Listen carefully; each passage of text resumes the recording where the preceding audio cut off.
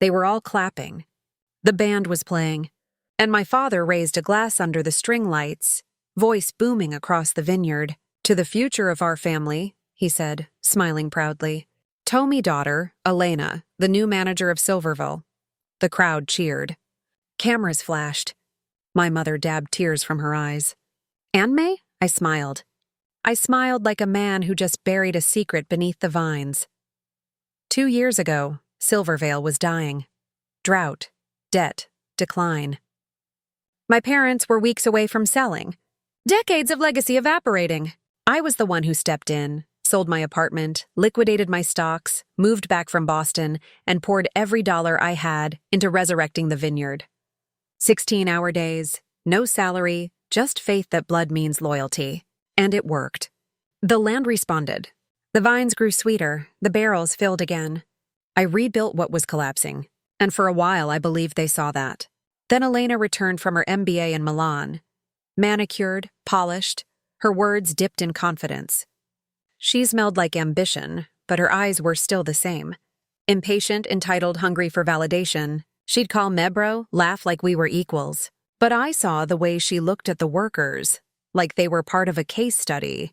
And I knew the storm was coming, the night she brought her fiancé to dinner. Lucas, slick, polite, hands too soft for soil. He spoke about scaling operations, investor interest, and brand modernization. And my father nodded, enchanted. I watched them plan Meyer placement right in front of me. Thebe Trail wasn't sudden. It came like rote in the roots, slow, silent, disguised. Meetings I wasn't invited to. Documents quietly revised. Elena's name appearing in shipment contracts I'd negotiated. The final blow came 3 days before the festival. An email from my father. Effective immediately, Elena will assume operational leadership of Silverville. You'll continue to support her as needed. No signature, no warmth, just dismissal disguised as transition. I read it 3 times, then looked out over the vineyard eyed revived, rows of grapes glowing under the late sun. That's when something in me clicked. Not rage, not grief, just clarity. They thought I'd take it quietly. They mistook calm for compliance. That night I made a call to Patrick, a buyer I'd met last year. Discreet, well-funded, ruthless in acquisition. He'd once offered to purchase a 49% stake in Silvervale. I turned him down back then. Now I told him to prepare an offer, but not for me, for Elena. We agreed on the price, the timing, and the presentation. I smiled as I hung up because I knew my sister too well. She'd see the word investor and leap before she looked. At the Harvest Festival under lantern light, she took the stage, nervous but radiant. She spoke about innovation, legacy, vision. My parents beamed.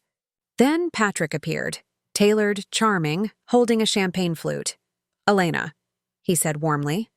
"I heard about your transition. Congratulations. I'd love to discuss a potential partnership, a 49% equity infusion to expand silver globally." She froze for half a second, then smiled that MBA smile. They shook hands. I sipped my wine, pretending not to notice.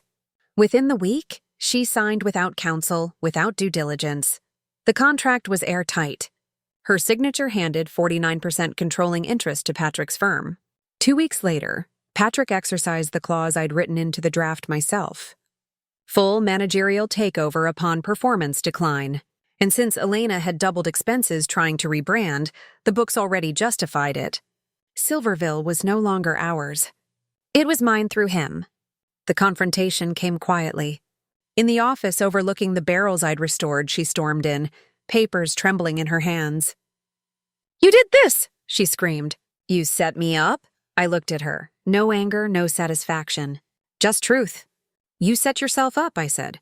"All I did was give you the stage." Her lip trembled. Dad will what? Admit he backed the wrong child?" I stood. "He can't. Pride won't let him." She sank into the chair, eyes glistening. "I just wanted them to see me," she whispered. I nodded slowly. "Now they do." A month later, the vineyard thrived under new management. My management. Patrick quietly transferred control back to me through a holding entity. My parents still think I consoled for him. They don't ask questions anymore. At the next harvest, Dad raised another toast, quieter this time. cautious. He looked older. My mother clapped without smiling. Elena wasn't there. The vines shimmered under the sun, thick with fruit. I lifted my glass. To the ones who taught me patience, I said softly, and to the value of silence. I took a slow sip, feeling the cool wine run down my throat. Justice, after all, tastes best when it's aged.